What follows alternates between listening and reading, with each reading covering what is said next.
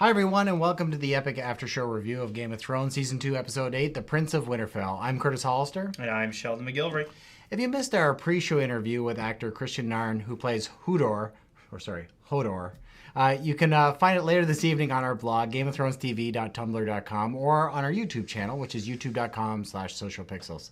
We had a few technical issues when we were adding the, and we've added the souped-up version to these locations. So please check it out, and Hodor deserves it. We have some juicy details for you as some very conclusive content appeared on tonight's episode. Many of the meandering plot lines have taken solid form in Winterfell and Harrenhal, and Jaime and Brienne went camping and canoeing, as we all saw. Tyrion and Varys are fast becoming soulmates who don't trust each other.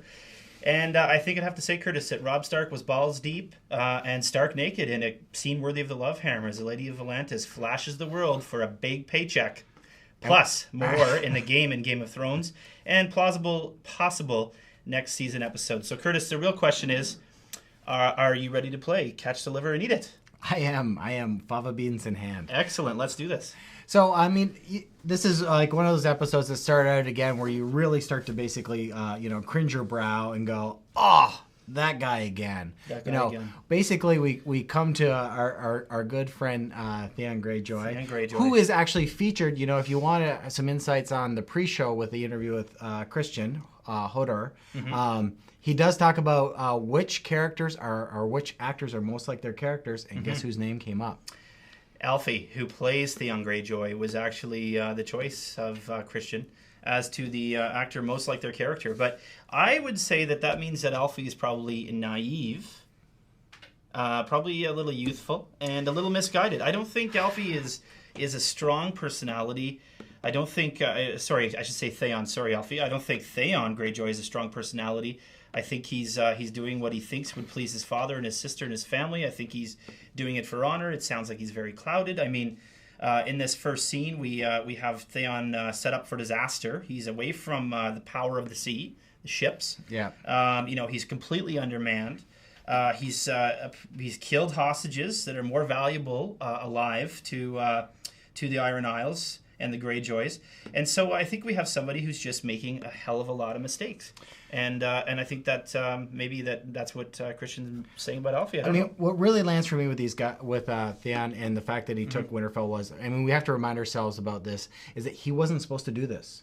He is not part of the strategy. It's like you had your son go off and basically attack a spot that had no immediate strategic value, only took away focus, and then by killing, Bran and Rickon in the eyes of anyone that was there at the time of that episode, or the time of that scene, you've taken away the whole model of how Westeros works from the point of view of, ransoming little lords. Ransoming little lord hostages, of which he did away with. So the other interesting part was his sister giving him such a difficult time, as she's always done, I guess, since we've met her, since Theon, she's been introduced into the series.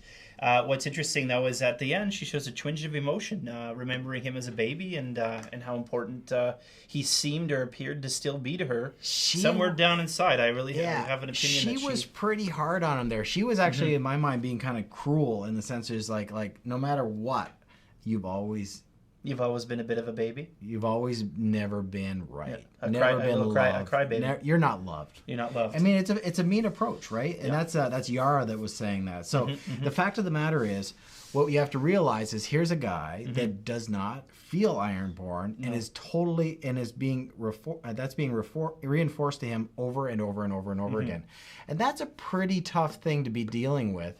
If you think of the guys that have to be kind of playing that game, and he's trying to be a strong authority, and he is undermined every time he sees Yara. Yeah, and I think all the mistakes he's making makes it clear that he's got a sense of desperation to appear Ironborn, to separate himself from the Starks, from the North, and I think the mistakes really highlight how desperate he is and how quickly and irrationally he's behaving. So Yeah, I mean, watch the interview with Christian and Aaron because I mean, you want to know that these actors are different, but Christian does, or Hodor does talk about how he is on the set, and I think it's great that he's playing a role that he can do well. If you need that interview, it's GameOfThronesTV.tumblr.com, or you'll find it on YouTube.com/socialpixels. That's right. Okay, so we're jumping over to the wall basically, and that is north of the wall. Frostfangs. Yeah, the Frostfangs. Yep. Basically, we've got Jon and the team have gone and being captured once again, or they're captured, and he's being led across the ice, and he's being basically being introduced to not dead, by the way. Not dead, no. Which is good news. They didn't kill him. They didn't kill him. And if everyone's wondering kind of why I might seem a little distracted, is the guy that's doing our technical stuff typically is not here tonight, so that we're going to be doing a little bit of ourselves. So apologies for that, just in case you're wondering why I seem a little vapid. And if the screenshots are out of order. Yeah. His fault, not mine. Yeah, exactly. I'll just keep talking, telling dumb jokes. So one of the things that was, this is a short scene, but it did introduce us from the books, and a lot of people do want to know about the books, to a guy named Rattleshirt. Lord of Bones. I mean, this guy is your chief badass mofo. I was expecting like a Diablo 2 kind of necromancer-ish looking guy, but I do see Lord of Bones. I see all the bones all over him. It probably takes him quite a while to get dressed in the morning. I couldn't get that out of my mind. That's a good point. How difficult it would be to get all those bones all over myself. But you know what? Nonetheless, they look cool. But once we have again, a number of animals represented there and humans, I think. But once again, Ygritte came to the rescue and said, "Hey, listen, Mance Rayder wants to see this guy. He's Lord Eddard's son, and he's going to want to see him basically more than anything else." So, I mean, the Rattleshirt kind of just makes it happen. Yeah. But it does cut over to Corn Halfhands, kind of like letting him know, like, "Hey, listen, we were trying to find you, but because we couldn't find you, we're all euchred, basically." We're all euchred, and he looked pretty bloodied up. Yeah, he probably got a good throttling just as a bonus. Absolutely. But now Jon Snow has a friend there. The one thing is, Ygritte only jumped in to save Jon's hide there. I think when she had to. It seemed that if he wasn't going to be, I don't know if she would have jumped in and said, "Mance Rayder, that wants to see these are the bastard son of Eddard Stark." Eat what you kill situations, and these guys are fighting all the time. And I think they're all careful which battles they choose to take on. And she's taking on this battle because she feels she has to. An important thing to note is Corn Halfhand is one of the kind of elder statesmen within the wall, the Night's Watch. The Night's Watch. And his relationship with Jon Snow is going to get really interesting. I think so too. That actually, we come back to that a little bit later on in the episode. But there's a point added to Curtis's point I would like to make at that point. Okay. I think that's a good... There's many points. There's many points. This is a point at the end of the pencil, by the way. Yeah. Now we're on to Robb Stark. Exactly. So Robb Stark... I have one thing to say. How can a man be brave if he's afraid? It is the only time that he can be brave. That's the late Eddard Stark. Robb invoked his father in this scene, talking about bravery. But I feel myself. You shivered. Like you shivered. I felt like a little bit. I was doing the that hairs. Is it on purpose? So I think that with Robb and his storyline is kind of, in my opinion, sucking a little bit. It is because. I mean, when you're reading the books, he doesn't get a lot of airtime, even in the books. Yeah. But he is doing everything right. I mean, for a guy that's, I think he's like 16 or 17, or he's a young guy in the books. So he's leading this team of people. He's doing a great job. But the storyline in the HBO series is kind of sucking. It's getting these long scenes with Girl Volantis. And he's in the middle of a war, leading an army, and he just seems to be sitting around. Now, that being said, there was a little bit of a payoff later on in the episode. We'll talk about that later on. But I mean, I think with these guys, it really, with what happened in the next scene, is we find out that his mother, Kat, is basically, Yeah. She has been. He's notified that the Kingslayer's escaped. And he's like, "How is this possible? How is this possible?" And good old Lord Karstark walks in and now is pointing the finger right at Catelyn Stark. I mean, Robb was in a difficult place before when she stepped in front of Jaime Lannister. Now it appears she's freed him. Yeah. And he's in even more trouble here.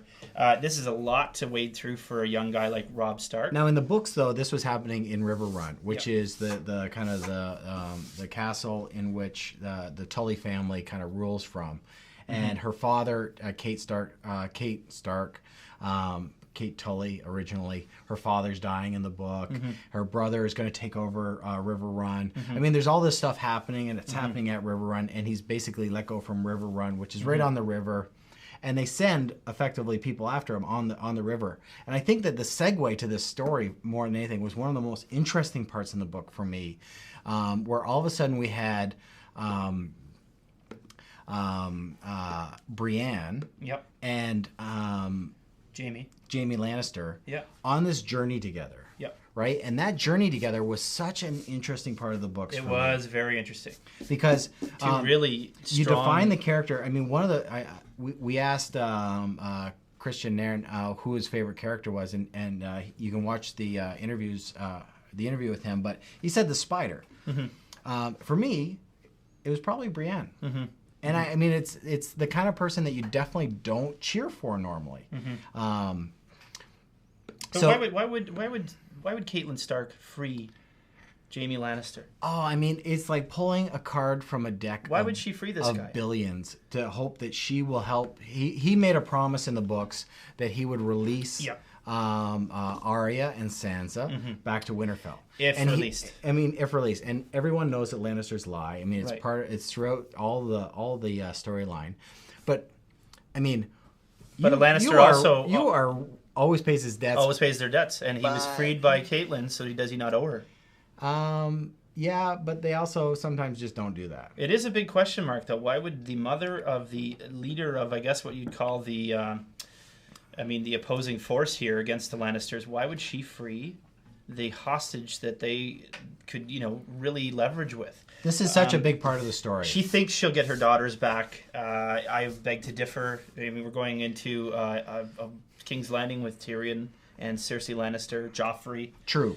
That's a bit of a hotbed. I don't know if they'd ever. I mean, Sansa is about to be.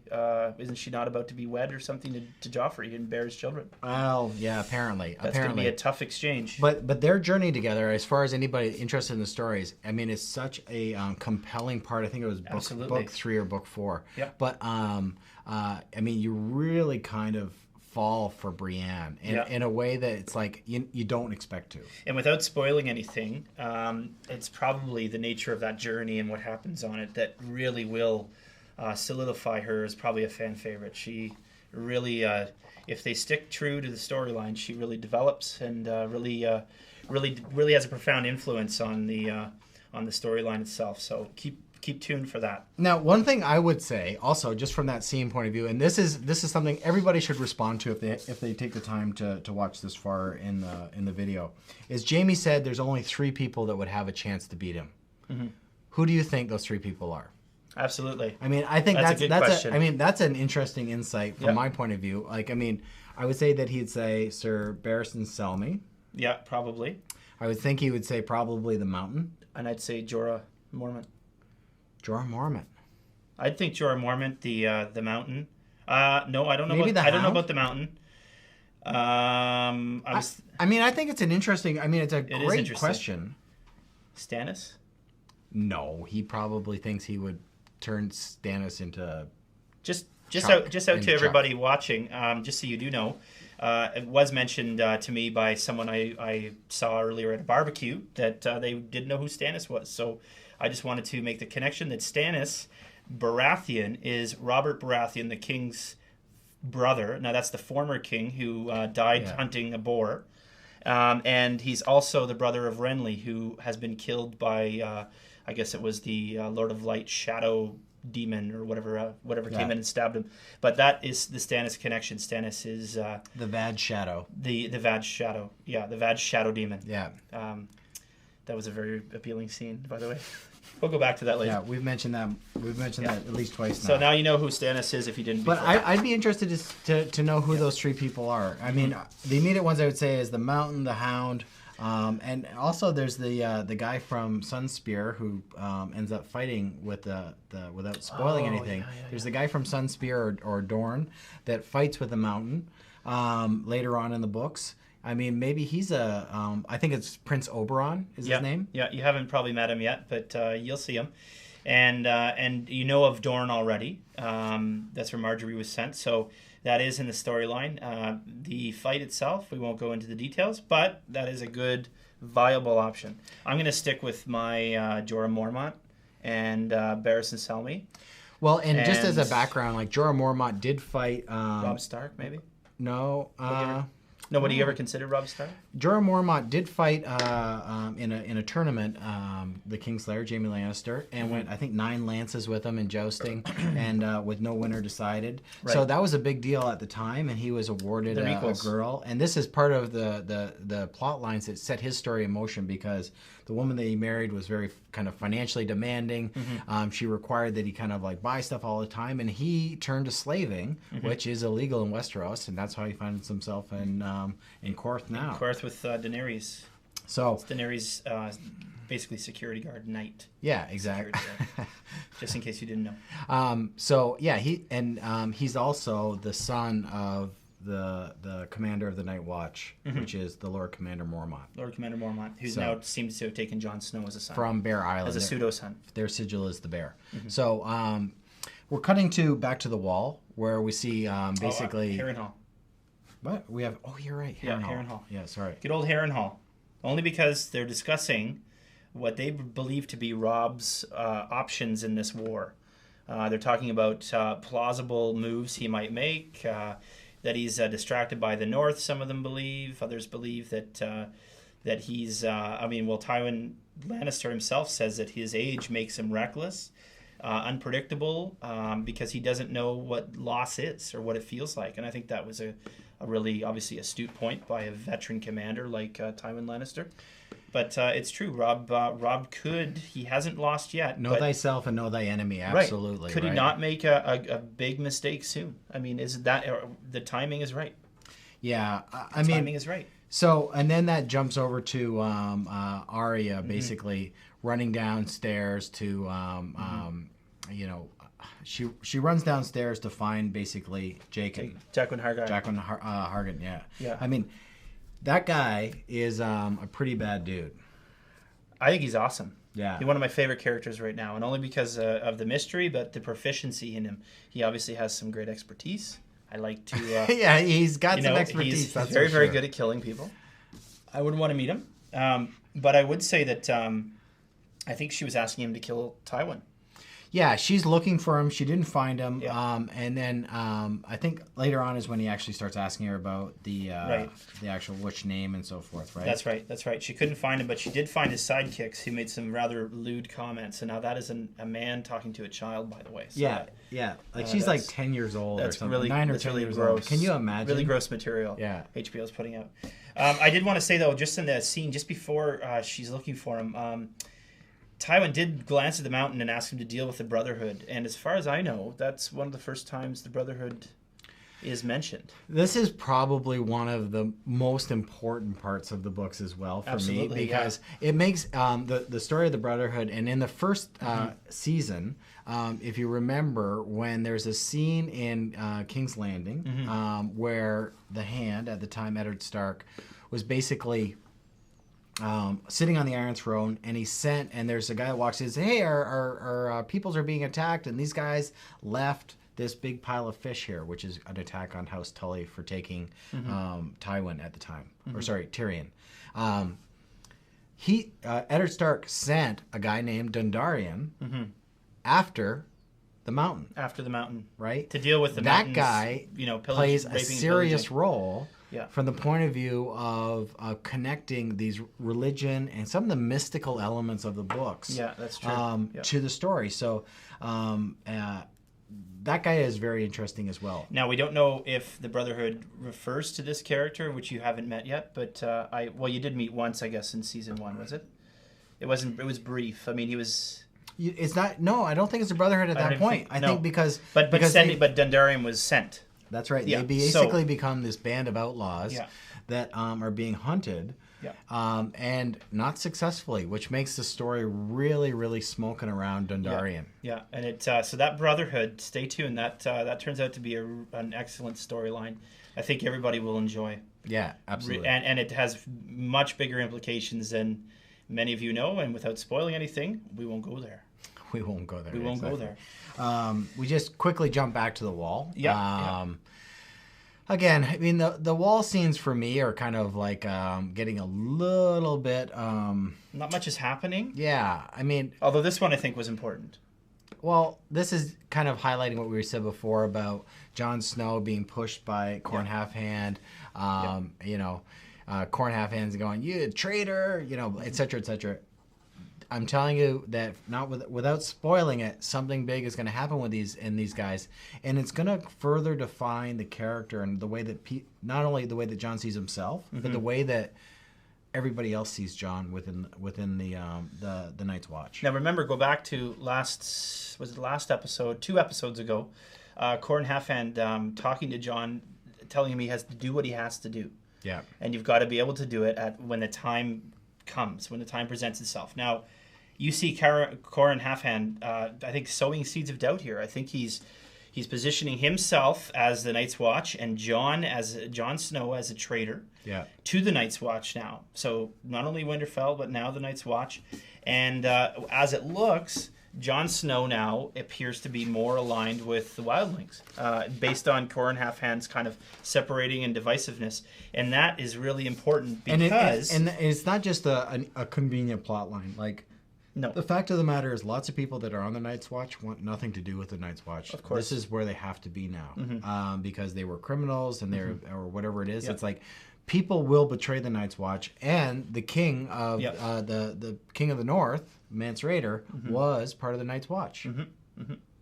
So I think it's interesting that he pushes Jon and calls him a traitor. I think he's making the separation between Jon and the Night's Watch, and I don't think that it's just coincidence. I think Corn Halfhand is playing out that do what you have to do, and we have not seen, and without spoiling anything, we have not seen Jon's side of it.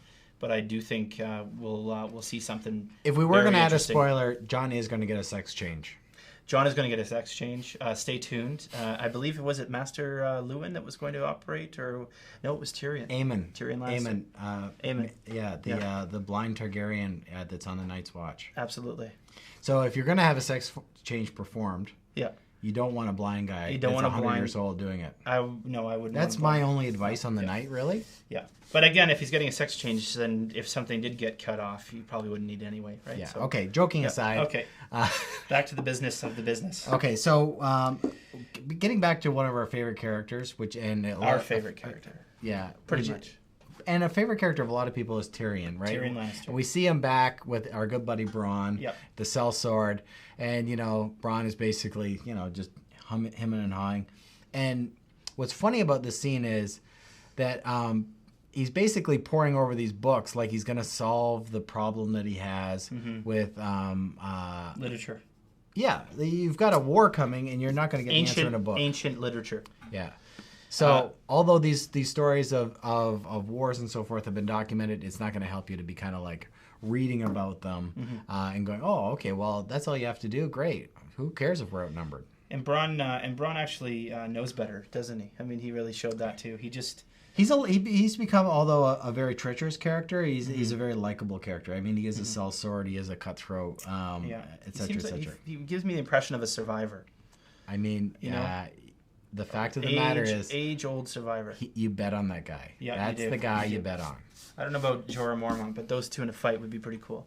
That would be a perfect fight because survivors. That's a fight that's going to get wet. Yes, wet and slippery. Yeah, that's going to get bloody. Definitely. Varys enters here.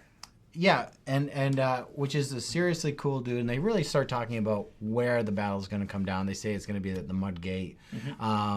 A lot of people that don't know, that's not really kind of significant from the storyline point of view, where it's going to happen, but it is kind of like reflecting what happened in the books for sure. I mean, and bringing these elements of the geography of King's Landing to play. And what does pig shit have to do with anything?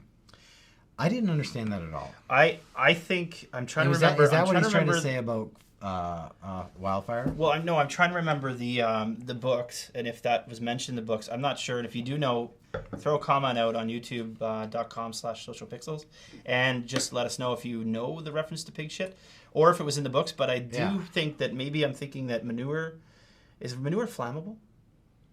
No, I think this is Wildfire? nothing. Or he just says pig shit as in absolutely nothing. We have nothing. I think We that have pig it's shit. like I think this is like Although pig shit has a lot of purposes, by the way. It's a great fertilizer for agricultural things, corn, peas, tomatoes. I beg to differ that it's nothing, but that's what Tyrion likes to think. So I'll leave it with Tyrion. your comment is being met with silence. Yeah, they're very quiet tonight. Okay, so coming back to another pivotal scene. I mean, this is really tonight was about plotline in my mind. Like some really cool plotline elements. One of which was the fact that you got these guys back on the Fist of the First Man. And by the way, these guys are digging away. It looks like however long these guys have been doing this, they've made zero progress. Oh, there was nothing. It's like it was like, what in the hell are you guys up to? You're just digging away, and like it looks like there's no progress happening. Now, granted, this was shot in Iceland. What are they doing? They're making snow trenches to sleep. What, a latrine or something to sleep in? This is like futility times infinity. Yeah. But that being said, our boys do discover something that's very important. Very important. And that was our dragon glass. The dragon glass, I believe, is obviously it's the word dragon is in it. It's formed from dragon fire. Obsidian. They said it was obsidian. It's obsidian, and I think that dragon glass had a process of being made through Volantis after they undercover this. Jon Snow in the books was the one that actually found this. Yeah. And he found it under a tree. So again, a little bit of a deviation from the plot line and so forth, but no big deal. They've got the dragon glass. They have the interesting thing is this is important, but they don't know what to do with it. Yeah. So and they don't know what they've just found. They don't know what and it's probably, other than Samwell, the two other dumbest guys that you could have finding something that's kind of important. Yeah, I think that's where Samwell comes in. Yeah, I mean, I think they kind of accidentally discovered it. Because only not everybody gets latrine duty, if that's what they were really digging. Only the kind of the worst of the worst do, right? So Samwell is a diamond in the rough, though. I actually enjoyed it when I was on latrine duty. I don't think it was that bad. Yeah. And I enjoyed using the latrine you created. It was wonderful. God bless our military. Where'd we go? Harrenhal? Dr. Harrenhal. We are at Jaqen H'ghar. We're just after the Fist of the First Man, finding the dragon glass. We jump back to Harrenhal, and Jaqen H'ghar refuses to kill Tywin Lannister. Refuses Arya's third demand on him. That's right. And the interesting thing about this is that Arya leans over then to make another selection, and she gives Jaqen H'ghar his own name. Yeah. Why does she do this? And this actually kind of scared him a little bit, didn't it? Like he was like, wait a second. Yeah. I like, you felt like he had some kind of moral obligation, like, or some oath that he's made. It's like, oh crap. If somebody does that, then I have to kind of do this. Yeah. So he said, take it back. And what I got out of that from my point of view was, Arya was being a little bit of a badass. Give her credit. She's like, okay, listen, I'm going to get what I want out of this dude. And she was leveraging with it, right? She said, kill yourself, and if you can't, then help me get out of here. Yeah, exactly. And obviously, I think she knows that, well, in order to do such things, she would have to have had some insight into the fact that Jaqen H'ghar was a man of his word, which suggests a man of some sort of integrity, some sort of honor. So a little more was revealed there about Jaqen H'ghar in that transaction, I think. I mean, that's a great part of the book because you're never sure how long that's going to go on. There was something that was missing from the books, though, when they left. There's a little kind of thing that is missing. That is an important piece. Very important piece. We're not sure, though, if it's going to come out. So what I think is we are going to see Jaqen H'ghar and Arya see each other at least one more time. One more time. It would have to be. I don't think that we can deviate from the books this much.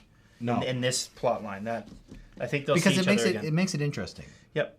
Or something will be revealed down the road. But there is some transaction that not yet done between the two of them before they go their separate ways. So we got to a point where Arya did escape. I would presume that we haven't seen what happened when they left Harrenhal. So maybe they'll meet up outside and just sort of say their goodbyes. Cutting back to our favorite character and his good sister. Lovely sister. I mean, the challenge with this scene is it's boring. Yeah. It was boring just because it dragged on too long. And what was implied with this scene is that, okay, listen, I know you've got a whore. Mm-hmm. I found her. I'm going to torture this poor chick because I know it hurts you. Mm-hmm. And that's it. Mm-hmm. And what come of it was really just, Tyrion and Cersi bantering back and forth, and then Tyrion kind of acting like, oh, geez, this is so bad. What this happened? Bring her in. And the poor girl from Winterfell that was back again. I mean, this is our kind of go-to prostitute in a lot of cases. Shows up, and she's been kind of pounded around a little bit. Mm-hmm. And she's not the right one. She's not Shay. Tyrion recognizes this right off the bat. And appears to play along. Now, what we're not sure of, I guess, is did she recognize this right off the bat? Does she know? Yeah. I mean, she seemed to say, don't forget me, and et cetera, right. Which was kind of interesting. Mm-hmm. I mean, from my point of view, what can you say? I mean, whatever. The fact of the matter is, this is a storyline that just further defines Tyrion and Cersei don't get along. They love to hurt each other, and Cersei more so than Tyrion, to be quite honest. But they're playing the game. They're playing a game. They're playing the game. The one thing that it did define is a guy that Tyrion, being the most kind of emotively driven within the Lannister clan, mm-hmm. he did run to see if Shay was actually okay. And he did he was a very vulnerable man around her on his knees. He did profess. He kind of was like, you're mine. Like, I love you, right? Yep. And he said he would kill for her. Yeah. And then he said he thinks that he may have to. And that was a big chunk of... was that not a big chunk of foreshadowing there? I would like to say it was a big chunk of foreshadowing. I would kill for you. I would kill for you, and I may have to. And if that strikes me as something to watch for, too. Now, now, Cersei did talk about Varys' cock. Or lack thereof, too. Yes. And saying that he's missing balls. Right. And saying that where Robb's youth and unpredictability make him dangerous, Varys has no testicles, and he's called a eunuch. Yeah. And that makes Varys dangerous. I think probably because there's no distraction. He's. People have asked this question throughout the episodes. It's like, what do you want? Who do you serve? Mm-hmm. What is your intention? Mm-hmm. And he always says to serve the realm. Yes. And you have to ask yourself, the realm exists in a lot of ways, and really the realm represents itself by the king at the time in some ways. I think so. So, does he have an allegiance to a past king? Interesting. If you have a thought on that, throw a comment out to us, youtube.com/socialpixels. Okay, so we're cutting over to our good buddies Robb Stark, and Roose Bolton. And everyone knows Roose Bolton appeared again here. That's right. More and more often, you're going to see this. You're going to see a lot of this dude, because he's a serious guy. And yet again, with this scene mm-hmm. between these two guys, when they were interrupted. Guess what? These guys were interrupted by none other than mm-hmm. our good buddy, Lady Volantis. And it was good they were interrupted because the conversation was based on the fact that Robb was talking about showing any Iron Isle member with Theon, showing him or her mercy, if they were willing to lay down their arms, but not Theon Greyjoy. And Roose begins to try to dissuade him from showing any of that mercy. And if you went back to our last episode, we talked about the Dreadfort being kind of a hammer in the north. They're merciless. They're merciless, yeah. They're awful. And so now that Roose Bolton's son, bastard son, is on his way... Whose name is Ramsay. Ramsay Snow at the moment, who's on his way to Winterfell mm-hmm. with a whole bunch of men. These guys are ruthless. They show no mercy. Theon is there. And Robb's asking for mercy. But Roose Bolton and Robb's interaction. I mean, we're looking at maybe an impression being made here on Roose Bolton about Robb. This is a fundamental storyline. It is within the books, within all the different kind of components of this story. Yeah. Roose Bolton and his bastard, which is named Ramsay. I mean, there's every one of these families is placing trust somewhere, and the challenge with placing trust is usually that trust is broken. Yeah. Only, I mean, Hodor is the only guy that really kind of like maintains trust for the most part. Sure. I mean, you can rely on Hodor because he doesn't think of I would anything. rely on Hodor. Exactly. Anytime. I mean, if you needed to be transported anywhere, Hodor's your man. He would pick me up and he would carry me. So, I mean, we've got a very treacherous bunch here, and this is going to be a tangent of the story that gets people riled up. Like, you think you hate Joffrey, you think you hate Theon.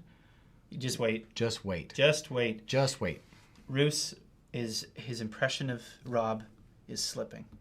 Yeah, I mean, he thinks Robb is weak. He thinks Robb is weak. I think, and where there's weakness, there's opportunity. Yeah, and I think that's another little chunk towards what is going to happen. I think now he's leading us along. I have to say that our girl Volantis did clean herself up a fair amount for this scene.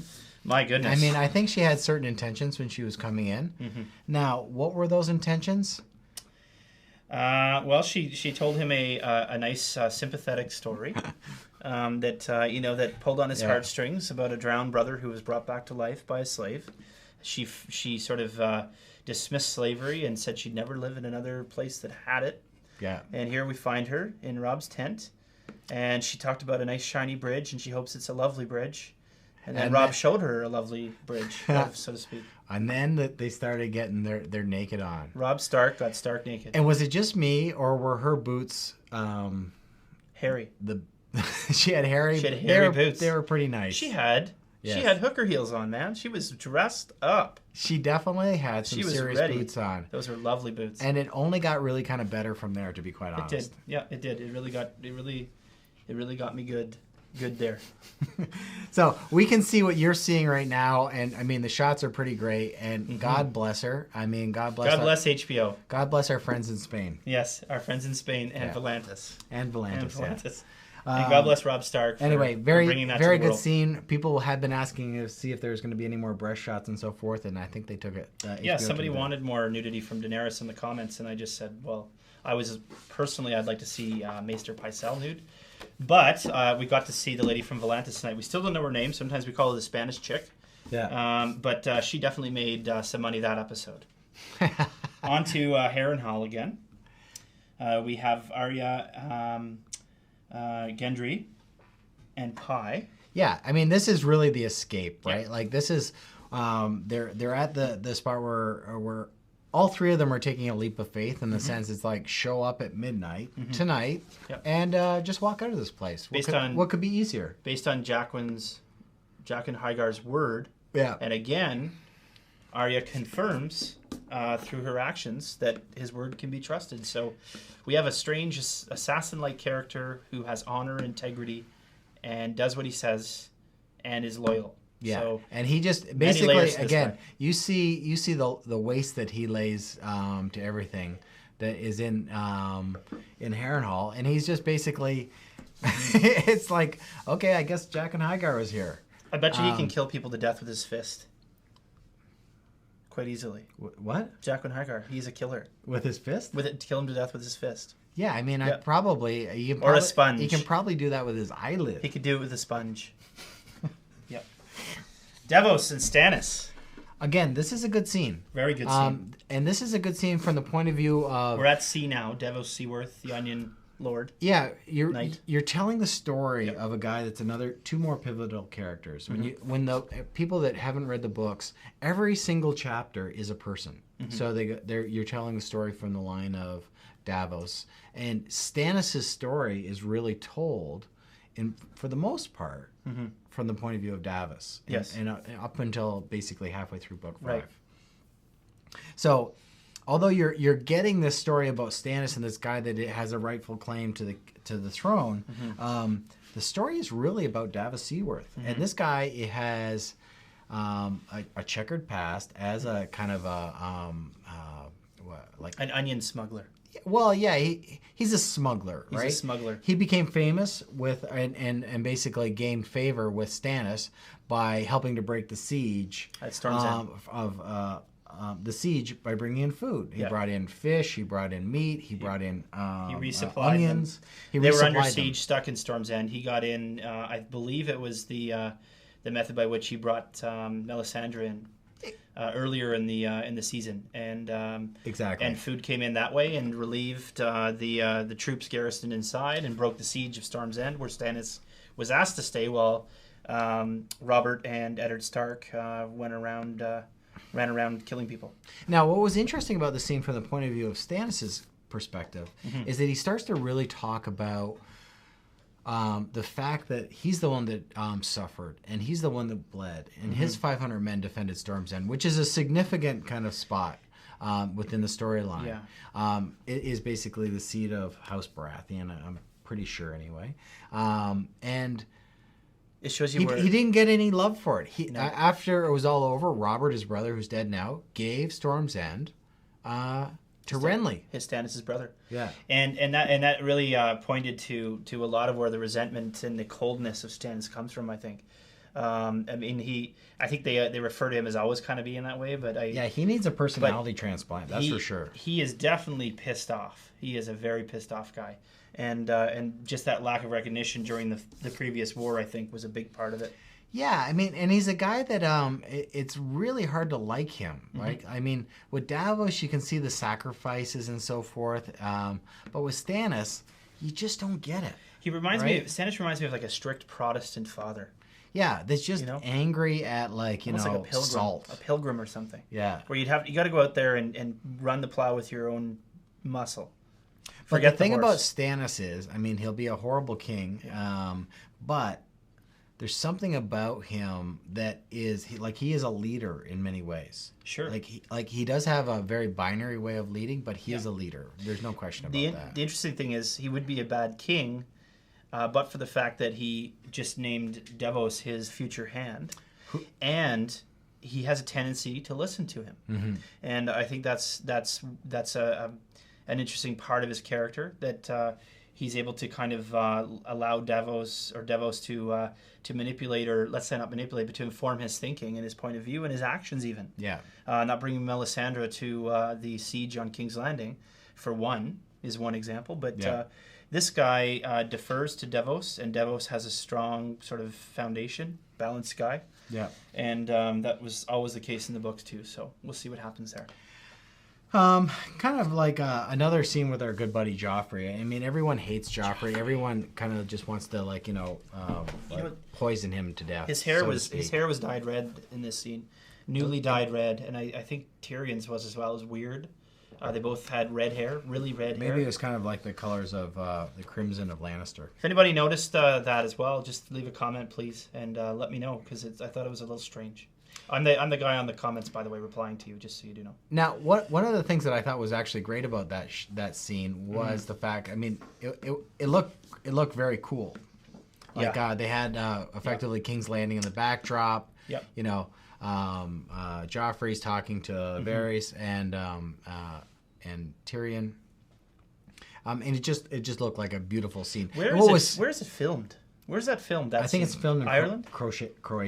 Croatia? Yeah. Really? Yeah. This part is filmed in Croatia. Because that is a very cool looking castle. I think a lot of it's post, but a lot of it's not. Yeah. Okay. So now one of the things that came out of the scene was Joffrey's kind of inability to think strategically about the practical nature of what's happening around him. He's like, we should attack now. It's like, okay, we're preparing to die. Dude. We're preparing to die. We don't. That's like today's problems today, tomorrow's problems tomorrow. Today's problem is Stannis. Yes. Like Stannis is going to literally murder us. Well, he did say he'd cut him a red smile. Yeah. With his silly little dagger. Yeah. Good luck. Yeah. Joffrey is again just giving us a great example of, an inefficient, tween, just reaching puberty. And a little bit insane as well. I think he's quite psychotic. He does. If he's not insane, he can kind of see insane from where he is. You know what I mean? Like it's like that guy just doesn't have the goods necessarily. So, No. I mean, what I saw from that scene as well was really the kind of connection that was being made from Varys and Tyrion. I mean, these guys were kind of talking. Yeah. There's just a kind of a connection that's being made of two guys that are obviously intellectuals more than anything And they're else. talking about the game. This game between the families, And you did the say, politics. Also, like one thing that Tyrion said, he's like, "I'd like to keep playing this game. I feel like I'm good at it. Like I like it. I want to do this." That was in response to the fact that he might die from this siege, right? And he wants a chance to keep playing this game. And again, what do you do other than build siege weapons when you are they have to wait for Stannis to get there. They don't have any choice. They have to wait for Stannis to get there. But you know what? This play between Varys and Tyrion was part of the books too, and I was really looking forward to it coming out here, only because they're both very manipulative, very intelligent, very kind of tricky players and characters in this whole. I guess in the whole story. Yeah. In the both seasons so far, everybody has seen this, and they do come together in the book nicely. And when you have the play between these two, it's quite something to see. A very good combination of the two, and both actors playing these roles very well too. I agree. Yeah. I totally agree. Nice to watch. Jumping over to our kind of our cool set of the universes is in Korth basically, and this kind of like off the beaten path storyline that we continue to listen to that we all want to come to fruition quickly. It's like we want the dragons now. Yeah. So one thing that was kind of cool about the scene is you can see that they realize that they're in pretty deep water. Like Jorah Mormont is wearing his armor a little more than he used to wear his armor. Yeah, definitely. He's like, okay, listen, I don't know what's going to happen 10 minutes from now. Never mind, tomorrow. Yep. So they're in the game. And they did talk about Astapor, which is one of the other cities. It's a slave city, and there's these number of slave cities that are going to come into play here, and as well as the theme of slaving that has been kind of mentioned a number of times. Like, and to that point, Daenerys really takes up this cause of her children, right? So she talks about her children. Robb was talking about Eddard Stark saying, you feel like all of these people are my subjects and my family now, my children. So the slave nation of Essos is basically going to kind of change a little bit, and it's going to come on the heels of something happening with these dragons. Something happening with these dragons. She did talk about getting her children back in reference to the dragons as well. But Jorah, of course, trying to talk her out of it. He's a practical guy. Not doing a good job of it, though.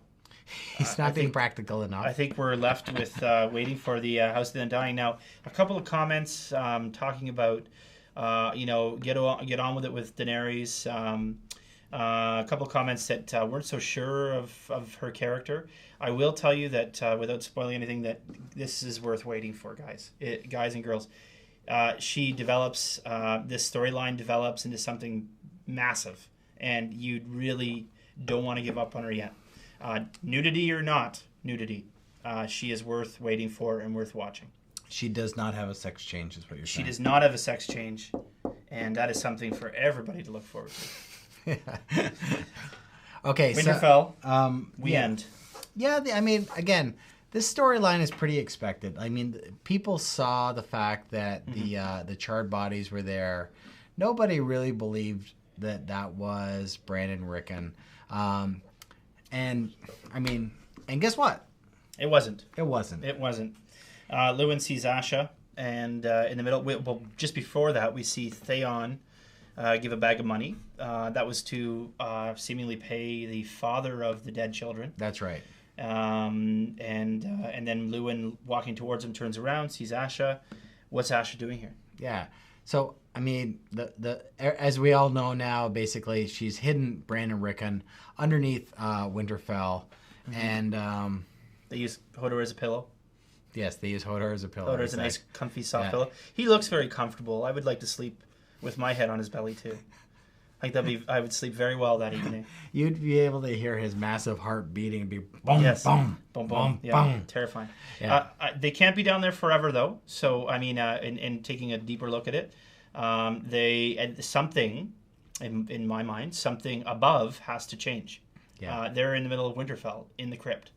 I doubt anybody will venture down there for any particular And reason. the crypts are hidden for the most part. Like For the most part. they're just not like this is not like the would you like to see the crypts? We're doing a tour at 2 o'clock and 4 o'clock. Yeah. I mean, the crypts are hidden. Yeah, small little entrance. Yeah, small little entrance. Not everyone goes down there. It is kind of it's just not something that it's secured. Theon would be interested at the moment, I think. And that's the whole point. Is that they can't leave the A crypt. story plot point that is important is that Theon does know where they are. It's not that the crypts Sure. are not hidden from Theon. No. I mean, the crypts are not hidden from Theon. No, they're not. Theon is all wise and an asshole. And an asshole. And an asshole. All wise and an asshole makes for a bad combination. So, I mean, from the point of view of where this was really a big plot building episode. Yeah. I mean, we were saying that when we were talking. And unlike the earlier. last one, this one was really close to the books. I thought so too. The last one, I think, went all over the place, jumped all over the place. This one was super tight. Yeah. And I appreciate that. Me too. What's interesting for me is there is another season already planned. Yep. They really kind of held back. They didn't go too far with the story. They really kind of like, this is basically book 2. Yep.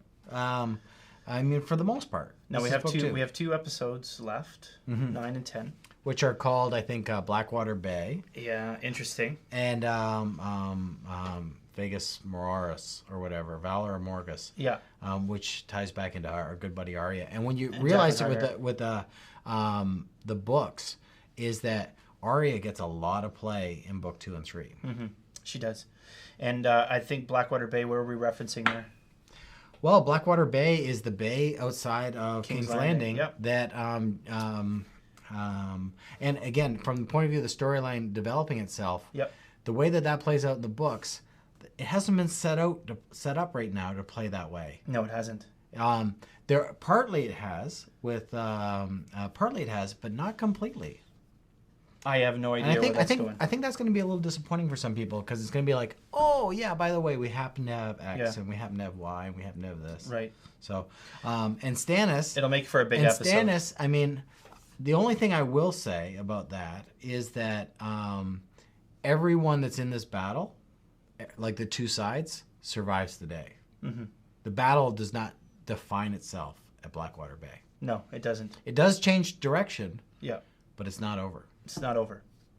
So, I mean, so when you think about like next season and what could happen with this, they really are going to have a lot of possible tangents on the table, no matter what happens. And what to end this with this season is going to be interesting. Try and do a little prediction for you there if we can. Absolutely.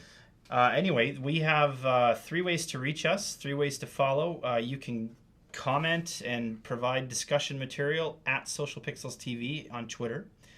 You can watch us live at 8:30 if we can get there every Sunday night. Which is a challenge. Yes, for our epic pre-show review, we get you set up for the episode. That is at GameOfThronesTV.tumblr.com. You can come back at 11 p.m. when we can get there at 11 p.m. and watch our post-show epic review, which is this, where we discuss the episode we just watched. The last place you can see us, and one of the best, obviously, is youtube.com/socialpixels, all one word. And if you do go there, can you please leave a comment? Can you please like the video if you do? And can you please subscribe to the channel if you are a returning viewer? And with that, Other than that, obviously Game of Thrones, the HBO guys continue to rock the global fetus. yes. And I'm Curtis Hollister. I'm Sheldon McGilvery. Thanks so much for watching the epic after show review of Game of Thrones. See you next time.